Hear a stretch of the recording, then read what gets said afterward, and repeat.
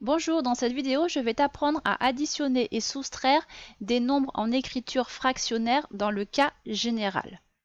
Tout d'abord, la règle que tu dois connaître est la suivante. Pour additionner ou soustraire deux nombres en écriture fractionnaire qui n'ont pas le même dénominateur, la première étape sera de multiplier les dénominateurs entre eux. Alors pourquoi multiplier les dénominateurs entre eux? Tout simplement, tu devras faire cela lorsque tu n'auras pas de lien logique entre les deux dénominateurs de tes fractions de départ. Ensuite, il suffit d'appliquer la règle que tu connais, c'est-à-dire additionner ou soustraire les numérateurs tout en prenant soin de garder le nouveau dénominateur que tu as trouvé.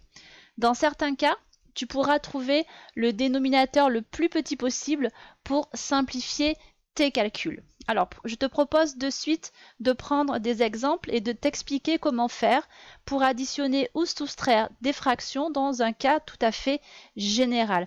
On va distinguer deux cas de figure. Le premier cas de figure où nous allons devoir utiliser comme dénominateur commun le produit de nos dénominateurs de départ, et le deuxième cas où nous allons essayer de trouver un dénominateur commun le plus petit possible. Donc dans un premier temps, je te propose de travailler sur la partie de gauche et nous allons travailler avec les exemples suivants. Nous allons calculer A, donc tu vois bien que les deux fractions de départ ont des dénominateurs différents, donc 7 et 8. Il n'y a pas de lien entre 7 et 8, donc nous sommes obligés de trouver un dénominateur commun et donc de multiplier 7 fois 8. Cela va te donner A égale la première fraction, on va la multiplier par 8 et la deuxième, on va la multiplier par 7. Donc c'est ce que j'ai écrit et c'est ce qui se trouve devant toi. Si nous faisons les calculs, cela va nous donner A égale 24 sur 56 plus 7 sur 56, ce qui nous fait,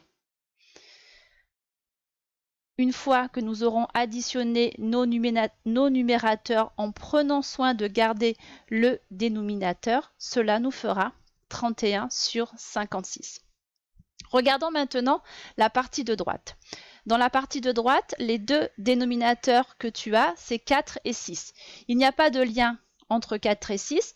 Donc si nous appliquons la première méthode que nous avons utilisée pour le A, eh bien, nous devrions faire 4 fois 6 pour trouver le dénominateur commun. Mais nous allons essayer de chercher un dénominateur commun plus petit. Alors pour faire cela, il faut remarquer la chose suivante. 4, tu seras d'accord avec moi que c'est 2 fois 2 et 6, c'est 2 fois 3. Tu as déjà quelque chose qui est en commun entre 4 et 6. Ici, tu as 2 que tu retrouves également ici.